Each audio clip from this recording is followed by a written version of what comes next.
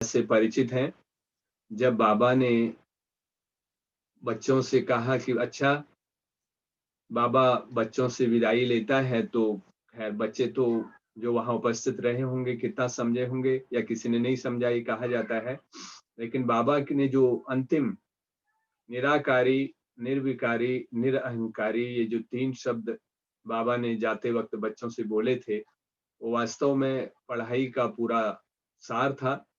और ब्रह्मा बाबा ने इन तीनों महान शब्दों को या तीनों ज्ञान के इस सार को अपने जीवन में उतार लिया था।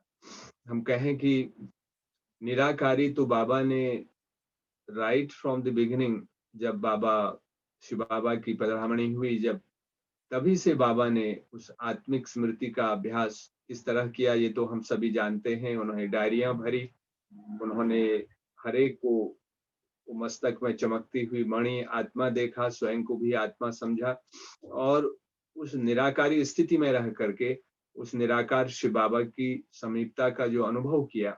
और जैसे कहते हैं कि किसी ने कहा कि खुदा आदम से आदम नहीं, आदम खुदा नहीं, लेकिन खुदा आदम से जुदा नहीं, आदम खुदा से जुदा नहीं। तो आदम वो ब्रह्मा बाबा, जो एडम, जो फर्स्ट मैन ऑफ ह्यूमैनिटी है, उन्होंने उस परमात्मा को अपने जीवन में उसी तरह से साकार करके उस निराकारी अवस्था को अपने जीवन में ला करके वो स्वयं औरों को भी वो अनुभव कराया कि किस तरह से बाबा उस अंतिम स्थिति में जब थे तो तब बाबा उस निराकारी अवस्था का या उस साइलेंस का, डीप साइलेंस का हर एक बच्चे भी या उनके समीप जाने वाले भी उस स्थिति का अनुभव करते थे।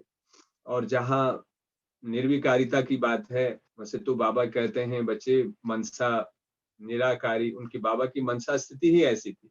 वो बापसमान किस तरह से बने थे, एक सैंपल कैसे बन गए थे, वो हमारे सामने सब बातें ज्ञान के रूप में अव्यक्त महावाक्यों में, साकार अव्यक्त महावाक्यों में, वो खासकर स्पष्टवा में जैसे समाप्ति हो गए थे। लेकिन उनके जो बाल बच्चे भी थे, बाबा ने उनको भी दूर दूर तक अपने पास नहीं आने दिया। और वो निर्विकारिता उनके जीवन में, उनके जब हम यज्ञ इतिहास सुनते हैं, पढ़ते हैं, या वो जो कहानी किताब जो भाई साहब ने लिखी है, उसमें भी कई जगह उन बातों का जिक्र आता है कि किस तरह से बाबा कोई भी, जैसे कहते हैं कि एक बार एक कोई सिख भाई जो है उनको जब लोगों ने जब भड़काया और वो मारने के लिए आया, लेकिन बाबा के अंतर मन में कहीं भी उस आत्मा के लिए कोई निगेटिव, कोई नकारात्मक भाव नहीं था और वो आत्मा जो है आकर के किस तरह से परिवर्तित हो गई। उसी तरह से जैसे भाई साहब सुना भी रहे थे अरविंद भाई जी की, किस तरह से उनके प्रकृति की सभी जो भी चीजें होती हैं उनके लिए भी उनके अंदर कोई प्रकार की हिंसा की भावना भी नहीं थी। कहते हैं कि एक बार, मैं बहुत पहले मैंने सुना था कि एक हमारी कैलाश दीदी सुनाते हैं कि एक सांप बाबा की कुटिया में चला गया था और उनको मार दिया था। तो बाबा ने कहा बच्चे, ये सांप बच्चे को मारना नहीं चाहिए था। तो बाबा का सांप भी वो बच्चा था उनके लिए, और ऊंट भी उनके लिए, हर जीव जंतु या कोई चिड़िया होती थी वो भी उसको भी बच्चा कहते थे। तो बाबा ने वो स्वीकार किया, जो शिव बाबा ने उनको कहा वो उन्होंने स्वीकार किया, और उनके जीवन में क्लाइमैक्स मतलब एक संपूर्णता की ओर ये सब बातें आई। उसी तरह से निरहंकारिता की बात जब करते हैं, मुझे एक बात याद आ रही है। एक बार जगदीश भाई साहब ने अपने संस्मरण में लिखा है कि वो जब पहली बार माउंट आबू जा रहे थे, जब उनको बाबा से परमिशन मिली मिलने की, तो ब्रिज कोठी में वो बाबा जो लगभग 70 साल के इतनी उम्र में थे, और वो जो रास्ता था नीचे ढलान था, उसमें उसको निक्कर पहन करके उसकी सफाई कर रहे थे, ताकि बच्चे जब आए कहीं वो कंकर जब पैर में लगे तो फिसल न जाए। तो ऐसे वो निरहंकारिता का जो उच्च स्थिति है वो बाबा की थी, जो ना केवल आज बड़े बड़े विद्वान लोग हो सकते हैं दुनिया में, लेकिन उनके अंदर जो भी ज्ञान है, चाहे शास्त्रों का ज्ञान है, जो भी ज्ञान है, उस ज्ञान की वजह से एक एक उनके अंदर एक सूक्ष्म में अभिमान भी आ जाता है कि ज्ञान है। लेकिन ब्रह्मा बाबा इतने बड़े, और शिव बाबा की उनमें प्रवेश था, वो शिव बाबा के रथ, और उस ज्ञान को भी अपने जीवन में समाया उन्होंने, उसके बावजूद भी वो निरहंकारी भी, उसके अंदर जो इमोशनल वैल्यूज हैं वो इतनी उच्च थी कि वो एक सहज रूप से, एक साधारण रूप से वो रास्ता भी बच्चों के लिए, ये एक भावनात्मक संबंध था उनका वास्तव में। तो किस तरह से ज्ञान की पराकाष्ठा थी तो भावना की भी पराकाष्ठा थी, एक ऐसा बैलेंस व्यक्तित्व बाबा का था। तो ये जो 3 शब्द बाबा ने कहे, यह हमें जीवन में ब्रह्मा बाप समान बनने के लिए, और ये 18 जनवरी का जो दिन है वो हमें अपने लक्ष्य को प्राप्त करने के लिए हमें प्रेरित करता है, और हम किस तरह से ब्रह्मा बाप समान बनने के लिए इस 18 जनवरी का जो है वास्तव में सभी ब्रह्मावत्सव को इंतजार भी रहता है। और इतना कहते हुए ओम शांति। और बहुत बहुत धन्यवाद दीदियों का जो उन्होंने चांस दिया।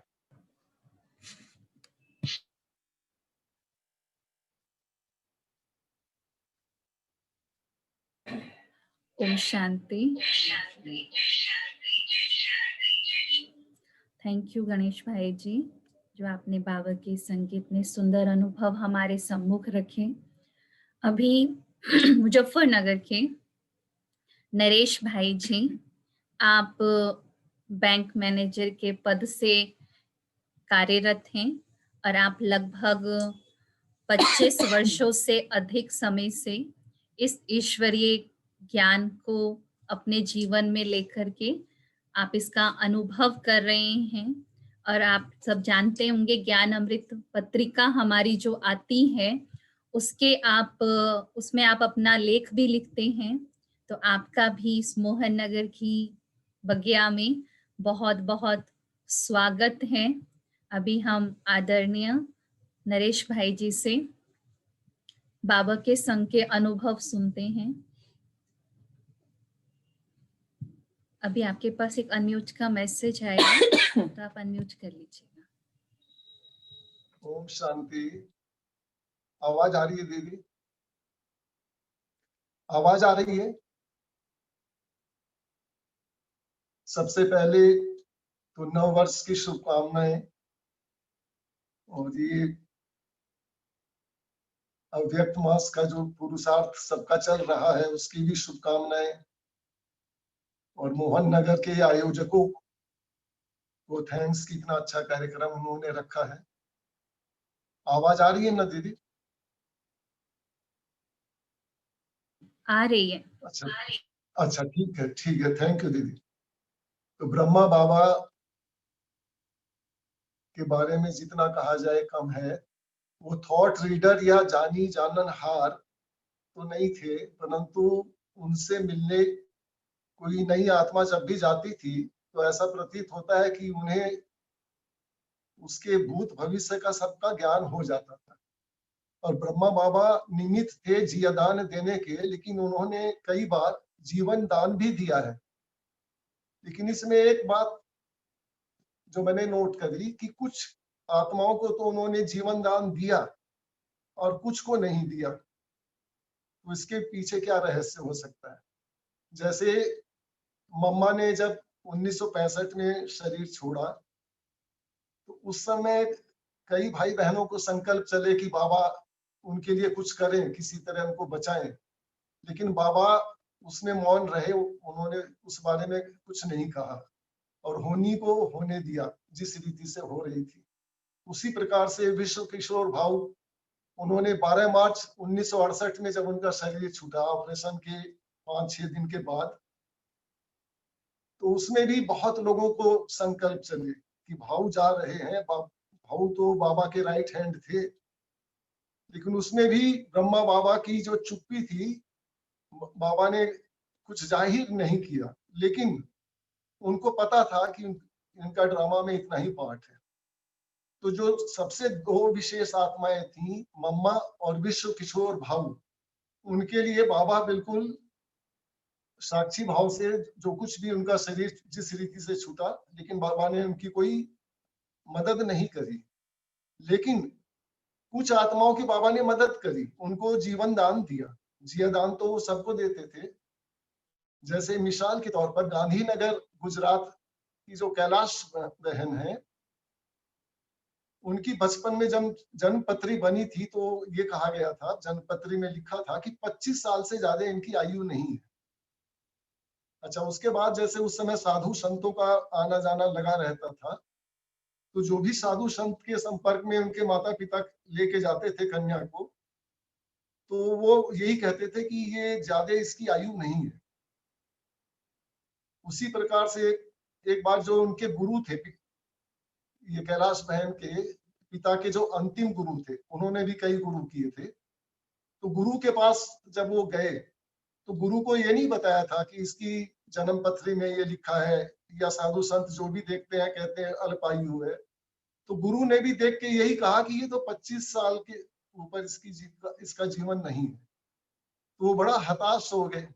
अच्छा, वो ज्ञान में चलते थे, तो 1962 में ये बाबा के पास वो कन्या को लाया गया। तो बाबा ने जब पहली बार देखा, ब्रह्मा बाबा ने, तो उन्होंने कहा कि तुम्हारी आयु छोटी है, लेकिन योग बल से तुम अपनी आयु को बढ़ाओ। तो बाबा के ने जब ये कहा कि छोटी है और तुम योग बल से बढ़ाओ, तो एक उनको उम्मीद की किरण दिखाई थी कि ये पहले शख्सियत हैं जिन्होंने ये नहीं कहा कि बिल्कुल आयु तो कम ही रहेगी, उन्होंने कहा कि ये आयु बढ़ भी सकती है। तो ये कैसे संभव हुआ? इसका मतलब ये था कि ब्रह्मा बाबा को ये दिखाई दे रहा था उसका भविष्य कि इसकी आयु है। अच्छा, उसके माता पिता, कैलाश बहन के माता पिता ने उसको पढ़ाया भी नहीं, स्कूल भी नहीं भेजा उनको, क्योंकि उनकी ये सोच थी कि इसकी आयु तो है नहीं, स्कूल भी भेज के क्या करेंगे, 25 साल तक किसी तरह। वो भी हताश थे। तो ब्रह्मा बाबा ने कहा कि नहीं, इसे पढ़ाओ और मैं पढ़ाऊंगा इसको। तो ब्रह्मा बाबा ने उनको सिंधी सिखानी शुरू करी, लेकिन उसी बीच ड्रामा के अनुसार बाबा ने जयपुर में जरूरत थी कन्या की, तो वहां भेज दिया उसको। तो जयपुर में रहते हुए वहां पर ट्रांस का पाठ बाबा ने खोल दिया उसका, जबकि वो पढ़ी लिखी नहीं थी। और बाबा ने उसको कहा कि तुम वतन में जब जाओगी तो वतन में मैं भी आऊंगा और मैं तुम्हें वहां भी पढ़ाऊंगा, तुम्हारी पढ़ाई अभी छुट्टी नहीं है।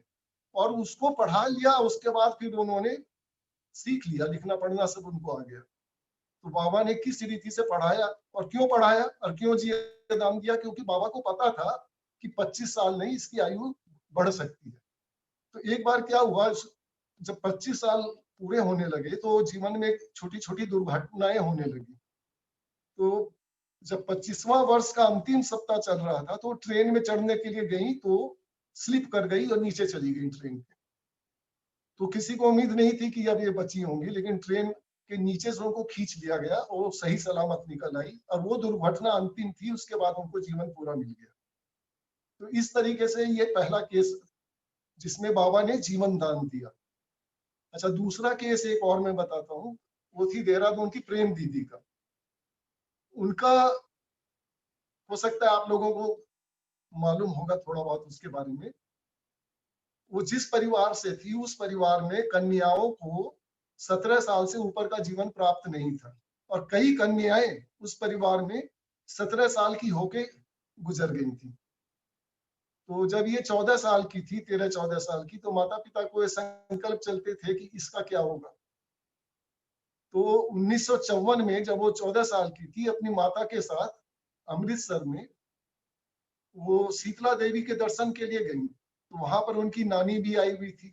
तो नानी ने दर्शन के बाद अपनी बेटी को और अपनी देवती को, दोनों को कहा कि यहाँ पास में एक आश्रम खुला है और उसमें माउंट आबू से बहनें आई हुई हैं, चलो उनका भी प्रवचन सुन लेते हैं। तो वहां पर वो नानी लेके गई प्रेम देवी को और उनकी माँ को। तो वहां निर्मल शांता दादी आई हुई थी। तो निर्मल शांता दादी ने उनको परिचय दिया बाबा का। तो ये प्रेम बहन ने, जो वो तो छोटी ही थी, वो कहने लगी कि नहीं, ये तो मार्ग जो है, ये साधु सन्यासियों वाला मार्ग है। तो इसमें जो दुखी होते हैं, ये तो वही दुखी परेशान जाया करते हैं। तो निर्मल शांता दादी ने कहा कि नहीं, जीवन का सच्चा सुख ईश्वर से ही प्राप्त हो सकता है। अच्छा, उसके बाद एक मौका और पड़ा। राजौरी गार्डन दिल्ली में बाबा आए हुए थे। तो प्रेम दीदी अपनी माता के साथ वहां गई और पहली बार वो बाबा से मिली। और जब पहली बार मिली तो बाबा ने जब उसको देखा तो दो बातें बड़ी विशेष कही। मतलब इससे ये पता चलता है कि ब्रह्मा बाबा को मतलब ये शक्ति प्राप्त थी कि वो किसी भी आत्मा को देख के जान जान सकते थे कि इसका भविष्य क्या है। तो उन्होंने दो बातें कही कि ये पूर्व कल्प की नहीं बल्कि इसी कल्प में यज्ञ की गई हुई आत्मा है, क्योंकि यज्ञ तो 1936-37 से शुरू हो गया था और ये बात है 1956 की। तो बाबा ने ये कंफर्म कर दिया, 1954 की बात है कि ये तो यज्ञ वाली आत्मा है। और दूसरी बात ये कही कि ये धार्मिक क्षेत्र में लोगों की सेवा कर बाबा का नाम बाला करेगी। तो तब तक बाबा को तो ये बताया नहीं गया था कि बाबा ये तो 17 साल से ऊपर कैसे जाएगी। इसके पहले तो कई कन्याएं रहस्यमयी बीमारी से जा चुकी, इसको कैसे बचाया जाए। तो ये सब बाबा को नहीं पता था, लेकिन बाबा ने उसको देख के कह दिया। तो उसके बाद वो ज्ञान में चल पड़ी, क्योंकि जब उस कन्या को ये पता चला कि ये बाबा ने ये दो बातें जब कही, तो उनको ये हुआ कि नहीं, और मतलब कि मेरा जीवन आगे हो सकता है। तो वो समर्पित होने के लिए दादी जानकी के साथ मधुबन गई 1956 में, और वहां वो समर्पित हो गई। और बाबा को तब ये सारा डिटेल पता चल गया कि इससे पहले की जो भी कन्याएं हैं 17 साल की उम्र में बहुत रहस्यमयी बीमारी होती है, हाई फीवर होता है और कोई भी डॉक्टरी इलाज कामयाब नहीं होता है, वो शरीर छोड़ देती हैं। और इसका भी किसी तरह से वैसा हर्ष ना हो। तो बाबा ने वहां पर लच्छू दादी को स्पेशल ड्यूटी दी कि इस कन्या का तुम ध्यान रखो, और उसको अपने पास ही बाबा ने रखा वहां। और बाबा ने एक काम किया कि उसको बुला के दिन में 1 या 2 बार वो एक शीशी निकालते थे, उसके अंदर वो मोती का चूरन था, पाउडर, और शहद में मिलाकर उसको उंगली से, जैसे हथेली में लेके उंगली से ऐसे करते थे, उसको चटाते थे। तो ये बात जब मैं देहरादून में मेरी पोस्टिंग थी, तो प्रेम दीदी की मुझे पालना लेने की मतलब शुभ अवसर प्राप्त हुआ। तो प्रेम दीदी जो है 7:30 बजे से 8 बजे के बीच में थोड़ा सा फ्री रहती थी। तो मैं देखता था कि अगर कोई विजिटर नहीं है और दीदी टाइम दे सकती है, तो मैं उनको घेर के बैठ जाता था और दीदी से कहता था, दीदी आप अपने मुझे कुछ सुनाइए, कुछ भी सुनाइए। तो दीदी ने बहुत सारी बातें सुनाई। मैं अभी ये जो बातें बता रहा हूँ, मैंने उनके मुख से सुनी हुई है, और उन्होंने बहुत स्नेह दिया मुझे, बहुत मतलब अच्छी पालना मुझे उनसे प्राप्त हुई। तो ये बात बाबा, उनका ये लाइन मुझे भूलती नहीं है कि प्रेम दीदी ने कहा कि नरेश भाई, मैंने बाबा की उंगली चाट रखी है, और मैं कमजोर थी, बीमार। बाबा को लगता था कि कैसे इसको मुझे बचाना है, तो मुझे मोती का चूरन करके और उसमें शहद मिला के वो चटाया करते थे। और लच्छू दादी जो थी वो मेरी मतलब ध्यान रखती थी, क्योंकि बाबा ने उनको कहा हुआ था। तो जब ये 1957 में उनका 17वां साल शुरू हुआ, तो ये बीमार रहने लगी। तो बाबा भी थोड़ा सा अलर्ट हो गए कि अब ये 17वां साल जो चल रहा है, इसमें जो भी विघन आएगा उसे संभालना है। अच्छा, तो 17 साल जब पूरा होने को आया, तो बहुत तेज इनको बुखार हुआ, और इतना तेज बुखार हुआ कि ये 18 घंटे बेहोशी में चली गई।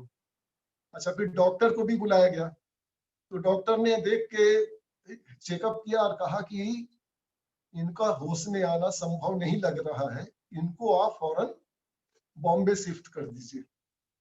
तो ब्रह्मा बाबा ने जो बात कही, वो बहुत अच्छी बात कही। बाबा ने कहा कि बाबा आज बच्ची को आयु का वरदान देगा। ये बाबा के शब्द थे। जब डॉक्टर ने वो बात कही, और तो ये रूहानी डॉक्टर बाबा ने कहा कि बाबा आज बच्ची को आयु का वरदान देगा। और बाबा ने उनको, वो तो बेहोश थी, उनकी बेड के सामने की तरफ चेयर डलवाई और दृष्टि देना शुरू किया।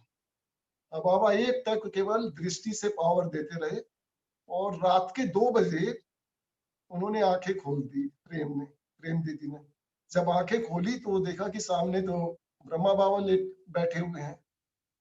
तो कुछ देर तक तो वो रिकलेक्ट नहीं कर पाई कि मैं कहाँ हूँ, क्या हो रहा है, क्योंकि अनकॉन्शियस स्टेज में ब्रेन की थिंकिंग पावर भी डाउन हो गई थी। लेकिन जब उनको कुछ समझ में आया, तो भौचक्के रहेगी कि बाबा आज मेरे बेड के सामने बैठे हुए हैं, क्योंकि इनको ये तो पता ही नहीं था कि तुम 18 घंटे तक अभी बेहोश थी। अच्छा, उनके पीछे वो संतरी दादी खड़ी हुई थी। फिर बाबा ने सिर पर हाथ फेरा और कहा कि फिर उन्होंने दो बातें कही प्रेम दीदी को। पहला कही कि तुम्हारा पुराना हिसाब किताब चुकता हुआ, और दूसरी बात कही कि आज से तुम्हारा नया जीवन शुरू हुआ। फिर उन्होंने कहा कि इस बच्ची को कॉफी पिलाओ, और कह के बाबा निकल गए।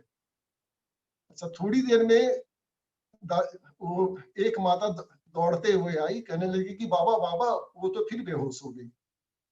तो बाबा गए, फिर कहने लगे कि नहीं, ये सो रही है, ये बेहोश नहीं है। बाबा ने उनको टच भी नहीं किया, देख के कहा ये सो रही है, और जब तक ये सोएगी इसको सोते रहने देना, इसे उठाना नहीं।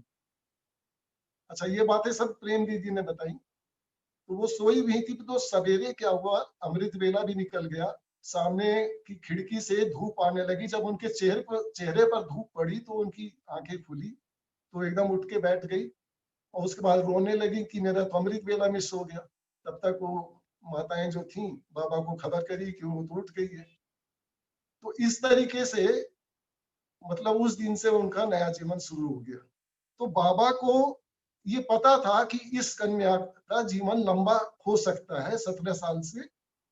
तो इसलिए मुझे लगता है कि वो जानी जानन हार थे। अच्छा, जिस केस में वो उनको लगता था कि इसकी आयु लंबी है, उसमें वो अपने जिये दान और जीवन दान देने का बाबा पूरा पुरुषार्थ भी करते थे। लेकिन यही पुरुषार्थ उन्होंने विश्व किशोर भाऊ और मम्मा के केस में नहीं किया, क्योंकि उनको आगे तक का दिखाई दे रहा था कि इनके ऊपर मेहनत करने से कोई फायदा नहीं है, इनका जीवन यहीं तक है। अच्छा, उसके बाद तो प्रेम बहन को उन्होंने पुनः भेज दिया दादी जानकी के पास 1958 में। फिर 1960 में उनका ट्रांसफर कर दिया अम्बाला में, और 1962 में के शुरू में देहरादून भेजा, और देहरादून सेंटर उन्हीं के द्वारा खुलवाया प्रेम बहन। उस समय वो 22 साल की कुल थी। और उसके बाद फिर देहरादून के बाद फिर उन्होंने हरिद्वार में सेंटर खोलने की वो निमित्त बनी। लेकिन वहां कई साल तक एक भी जिज्ञासु नहीं आया। बस वो दो कन्याएं रहती थी हरिद्वार के किराए के सेंटर में, और आपस में मुरली पढ़ लेती थी, और कोई भी नहीं आता था। कितनी भी वो प्रयास करती थी, लोग कहते थे कि नहीं, ये सब ऐसे ही है। तो फिर एक बार प्रेम बहन ने दादी प्रकाश मणि जी से एक बार कहा कि दादी अब क्या करें, वहां तो किराया ही किराया हम दे रहे हैं, अभी प्रयास करने के बाद भी अभी तक तो कुछ हुआ नहीं है। तो प्रकाश मणि दादी को ये संकल्प था कि महात्माओं की सेवा इसी के द्वारा होनी है, प्रेम बहन के द्वारा। इसलिए प्रकाश मणि दादी ने बिल्कुल भी मामला ढीला नहीं छोड़ा। वो कहने लगी कि यहाँ का सारा खर्चा हरिद्वार का वो मैं दूंगी, यहाँ से जाएगा, लेकिन हरिद्वार की सेवा तो होनी है, और बाबा ने कहा हुआ है कि तुम्हारे द्वारा होनी है। और आगे चल के जो महात्माओं की और संतों की सेवा हुई वो तो सबके सामने है। तो इस तरीके से हम देखते हैं कि जिस प्रकार से ब्रह्मा बाबा ने अंतिम समय में प्रकाश मणि दादी को शक्तियां ट्रांसफर करी, और जिस प्रकार से आश्रम की बहनें जो हम भाई बहन हैं, दृष्टि देकर वो भी हमें शक्तिवान बनाती हैं, शक्ति संपन्न करती हैं, है ना। उसी प्रकार से ब्रह्मा बाबा और शिव बाबा के बीच में भी कुछ ऐसा था कि शिव बाबा ने कुछ शक्तियां उनको विशेष दे रखी थी, लेकिन उसका भी उन्होंने कभी भी ब्रह्मा बाबा ने ये भेद नहीं खोला कि कौन कौन सी शक्तियां और क्या क्या शिव बाबा ने उनको विशेष करके दी हुई हैं। अगर वो ये भेद खोलते तो सबकी अपेक्षाएं बढ़ जाती कि ब्रह्मा बाबा हमारा भी ये कल्याण कर दे, हमारा भी कर दे। लेकिन ब्रह्मा बाबा को ये तो बिल्कुल पक्की बात है कि ये पता रहता था कि किस आत्मा का भविष्य क्या है।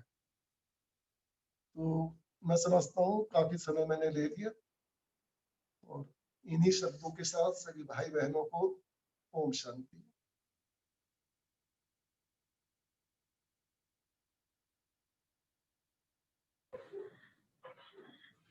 खजाना बहुत है, और मन तो यही है कि सुनते रहें, बस थोड़ी सी समय सीमा है।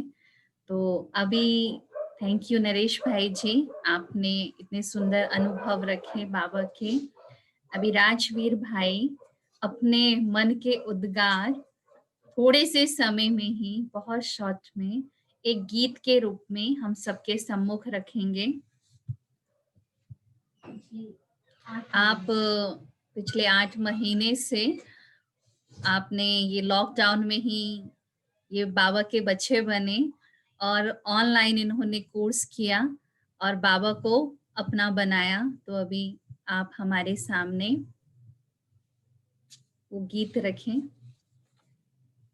ओम शांति। दीदी आवाज क्लियर आ रही है? आवाज आ रही है दीदी? दीदी आवाज क्लियर है? आ रही है, आ रही है। हमारे प्यारे ब्रह्मा बाबा को समर्पित गीत। ब्रह्मा बाबा ने एक पल में धन वैभव सब छोड़ दिया। ब्रह्मा बाबा ने एक पल में धन वैभव सब छोड़ दिया। शिव बाबा का संग न छोड़ा, हीरों का धंधा छोड़ दिया। ब्रह्मा बाबा ने एक पल में धन वैभव सब छोड़ दिया। भाई ना देखे, बंधु ना देखे, ना देखा शाही परिवार। घर ना देखा, द्वार ना देखा, ना देखा कोई रिश्तेदार। जीते जी मर कर बाबा ने सबसे बंधन तोड़ लिया। ब्रह्मा बाबा ने एक पल में धन वैभव सब छोड़ दिया। शिव बाबा का संग न छोड़ा, हीरों का धंधा छोड़ दिया। ब्रह्मा बाबा ने एक पल में धन वैभव सब छोड़ दिया। जिन गुरुओं की शरण रहे वो पिछले एक जमाने से, तोड़ ली उनसे मन की तारे शिव बाबा के आने से। जब जी चाहा बाबा ने सबसे ही नाता तोड़ लिया। ब्रह्मा बाबा ने एक पल में धन वैभव सब छोड़ दिया। शिव बाबा का संग न छोड़ा, का धंधा छोड़ दिया। ब्रह्मा बाबा ने एक पल में धन वैभव सब छोड़ दिया। आन न देखी, पान न देखी, ना देखा था भागीदार। दिन न देखा, रात न देखी, ना देखा सुख का संसार। पवित्र बनकर बाबा ने माया से मुखड़ा मोड़ लिया। ब्रह्मा बाबा ने एक पल में धन वैभव सब छोड़ दिया। शिव बाबा का संग न छोड़ा, हीरों का धंधा छोड़ दिया। ब्रह्मा बाबा ने एक पल में धन वैभव सब छोड़ दिया। ओम शांति। धन्यवाद दीदी। थैंक यू दीदी। शांति। निश्चित रूप से आपका ये गीत ब्रह्मा बाबा के दिल तक जरूर पहुंचा है। बहुत सुंदर, और आपका बहुत बहुत आभार। आप दोनों का बहुत बहुत आभार। मुजफ्फरनगर सेवा केंद्र की मुख्य सेवा केंद्र की मुख्य प्रशासिका आदरणीय जयंती दीदी हमारे बीच में हैं। दीदी के आध्यात्मिक अभिरुचि के विषय में हम सभी जानते हैं। आपकी छत्र छाया में अनेक बहनें और अनेक परिवार इस आध्यात्मिक ज्ञान का लाभ ले रहे हैं और फल फूल रहे हैं। दीदी, आपका हार्दिक अभिनंदन है आज के इस कार्यक्रम में। और अब हम आपसे गुजारिश करते हैं, रिक्वेस्ट करते हैं कि आपके द्वारा हम ब्रह्मा बाबा के विषय में कुछ बातें सुने।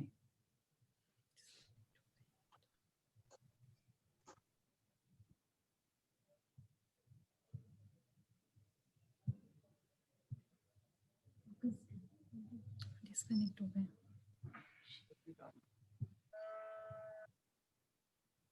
थोड़ा सा नेटवर्क कारण रहा, इसलिए शायद दीदी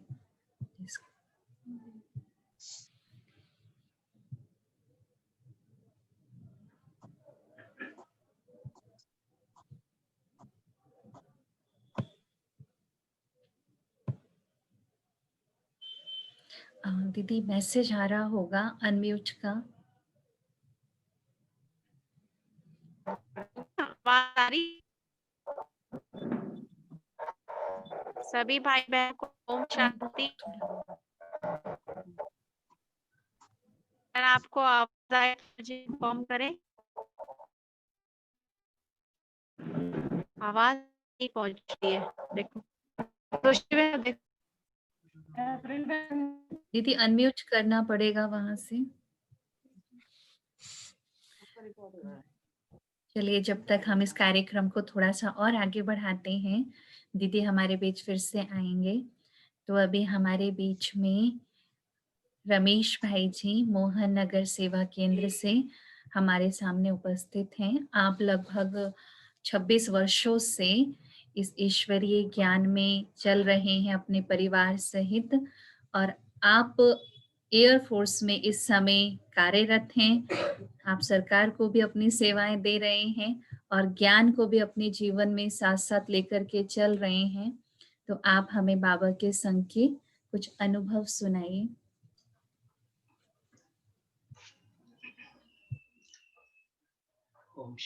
ओम शांति। आवाज है दीदी? आवाज है जी, आ रही है। ओके, थैंक यू दीदी।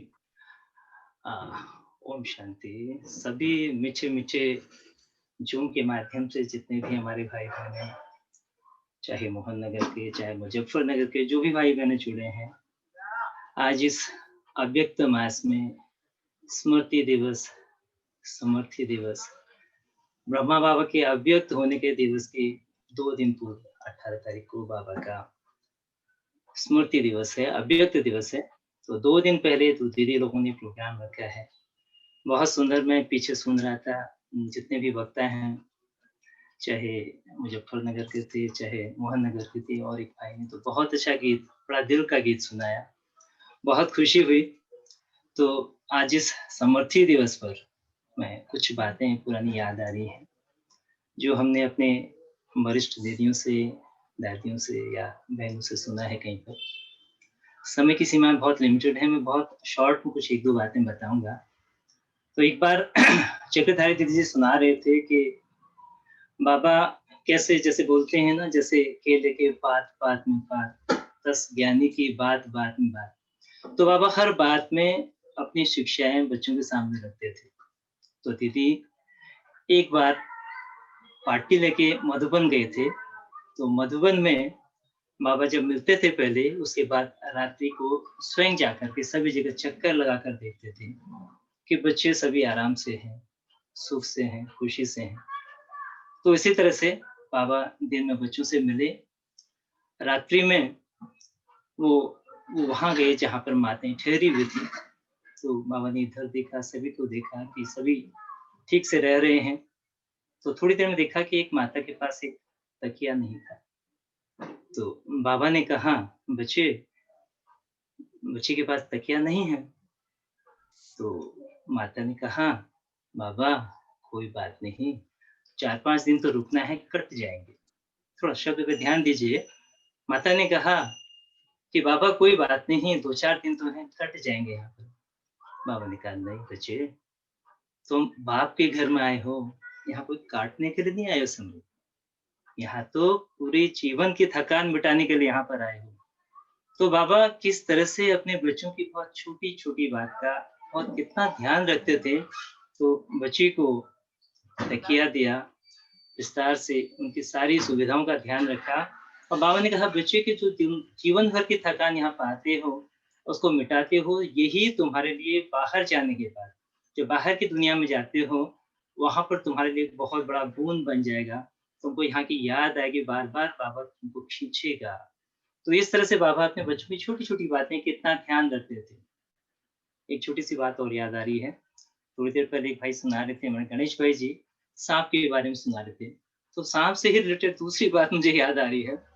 एक बार बाबा के पैर में सांप चढ़ गया था। तो बहुत सारे भाई वहाँ पे थे, तो बच्चों ने बोला, बाबा आपके पैर में सांप चढ़ गया है। तो बाबा कहते हैं, बच्चे बच्चे को उठा के बाहर रख दो। तो वो भाई से ही बता रहे थे, वो सांप को बच्चा कह रहे हैं। देखिए आप, उनका जो प्रकृति के लिए प्रेम है, मानव जाति के लिए प्रेम है, कितना सुंदर उनका प्रेम था, कितना निश्चल और कितना पवित्र प्रेम हर आत्मा के लिए। तो बाबा ने उनसे कहा कि बच्चे को उठा के बाहर रख दो। तो इससे 2 बातें समझ में आई हमको। एक तो बाबा ये बताते हैं, कोई परिस्थिति है, तो परिस्थिति को कैसे उसका सामना करना है। पहली बात तो मेरे को ये समझ में आएगी, परिस्थिति का सामना करना। ये भी हो सकता था कि बच्चे, बाबा ने कहा ना, बच्चे सांप को उठा के बाहर रख दो, तो बच्चा डर रहा था। तो बाबा ने कहा, बच्चे कौन कह रहा है तुमसे? बच्चे कौन कह रहा है? ये बोलते ही वो जो भाई थे वहाँ पे, उनको भी स्मृति आ गई कि भगवान स्वयं इस तन के द्वारा मुझे कह रहा है। बड़े प्यार से उठा के बाहर रख के आ गए। मारा नहीं उसको, बल्कि छोड़ दिया। ना? इस तरह से ये 2 बातें मुझे याद आ रही थी और अपने जीवन का भी छोटा-सा अनुभव मैं आपको बताना चाहता हूँ। बाबा को मैंने साकार में देखा, लेकिन बाबा कैसे अनुभव कराता है, ये बहुत अच्छा मेरा पर्सनल अनुभव रहा। ये बात है 1997 की बात है। तो मैं राजौरी गार्डन में क्लास करता था। तो वहाँ के सभी भाई-बहन उस समय पर मधुबन चले गए थे। ज़्यादातर भाई-बहन जो सारी सेवाएँ देखते थे वहाँ पे। तो दादी रुक्मणी जी वहाँ पे थी। उन्होंने मुझसे कहा कि रमेश, तुम सेंटर में आएगा, सेवा करेगा? मैंने कहा, जी जाती, ज़रूर आऊँगा आप कहेंगे तो। तो मुझे वहाँ ड्यूटी मिली, सारी माइक की जितनी भी सेवाएँ थी, तो माइक सुबह-सुबह बजाना क्लास में, जो जो भी योग की प्रक्रिया होती थी, सारी चीज़ें, ये मैं देखता था वहाँ पे। और उस पर्टिकुलर टाइम पर मुझे थोड़ा-सा न्यूरोलॉजिकल डिसऑर्डर था, तो मैं दवाई भी लेता था और दवाई के बाद मुझे पता ही नहीं चलता था कि कब तक नींद आई मेरे को। तो वहाँ पे जब हम गए, तो सेंटर में जैसे आजकल तो बहुत साधन हैं, हमारी मोबाइल से हैं, दूसरी चीज़ें हैं, दूसरे गैजेट्स हैं, इससे हम काम चला लेते हैं। लेकिन उस समय पर जो रिकॉर्ड बजते थे, रिकॉर्ड से ही सारा काम होता था। सुबह अमृत वेले का गीत बजेगा, तो सभी भाई-बहनों को पता लग जाएगा कि अमृत वेला हो गया। थोड़ी देर बाद दूसरा पौने 6 बजे बजता था, सबको पता था अभी क्लास में आना है। 7 बजे का गीत है, तो इस तरह से ट्रैफिक कंट्रोल भी हमें मैनुअली बजाना पड़ता था। तो पहले दिन की बात है, मैं वहाँ गया, तो मुझे सुबह इतना जल्दी उठने की आदत भी नहीं थी, सही बात ये है। तो बहुत ज़्यादा समय नहीं हो रहा था हमको ज्ञान में चले हुए। तो हम वहाँ गए, मैंने रात में बाबा से बात की, मैंने कि बाबा, अब आपने बुला तो लिया है, अब कल सुबह भी आप ही करवाना फिर मेरे से, अगर नहीं उठ पाए तो। अलार्म मैंने घड़ी में रखा था, लेकिन कब अलार्म बजा, कब समय निकल गया, मुझे पता ही नहीं चला। समझो कोई 5 मिनट के बाद जब समय हो गया, 4 बजने में थोड़ा-सा पहले, मुझे ऐसा लगा जैसे किसी ने बहुत ज़ोर से मेरी यहाँ कमर के ऊपर ना ऐसे चिकोटी काट के उठा दिया है। तो मुझे लगा ये क्या हो गया एकदम, एकदम घबरा के उठा और देखा, लेकिन दर्द की अनुभूति मेरे कमर में तब भी हो रही थी। ये मुझे सबसे बड़ा अनुभव ये रहा कि वो सपना भी नहीं था और साकार भी नहीं था। तो मेरे समझ भी नहीं आया कि हुआ क्या है? तो वो जो दर्द की अनुभूति थी, बड़ा अच्छा भी लगा कि बाबा ने मुझे समय से उठा दिया, नहीं तो पूरी आश्रम की व्यवस्था, जो सेंटर की व्यवस्था थी, थोड़ा अव्यवस्थित हो जाती। तो सुबह मैंने उठ के समय से फिर अपना बाबा का गीत बजाया, अमृत वेला जो भी था सब कुछ किया। तो मुझे, लेकिन उसके बाद पूरे सेंटर में जब मैं रहा, मैं लगभग 7 दिन 10 दिन रहा था। वो 7-10 दिन की मेरी दिनचर्या इतनी अच्छी रही, मुझे बहुत मज़ा आया। तो बाबा से बड़ा सूक्ष्म मेरा अनुभव रहा। मैंने कहा, बाबा थैंक यू। है ना? ये जो समय था बहुत अच्छा निकाला और मुझे भी अनुभव मिला कि बाबा कैसे सूक्ष्म में बड़े प्यार से अपने बच्चों की पालना करते हैं। तो दीदी, मैं मुज़फ्फरनगर की अपनी जयंती दीदी से और लवली दीदी, साथ-साथ हमारी मुझे रूपा बहन जी भी दिख रही हैं यहाँ पे। मैं सभी का बहुत-बहुत थैंक्स करता हूँ कि आपने मुझे मौका दिया। इतने सारे बच्चे जो जुड़े हुए हैं, इनसे मुझे हेलो बोलने का, ओम शांति बोलने का और इस स्मृति दिवस पर सभी लोगों से बात करने का मौका दिया। बहुत-बहुत thank you. Om Shanti. Thank you Ramesh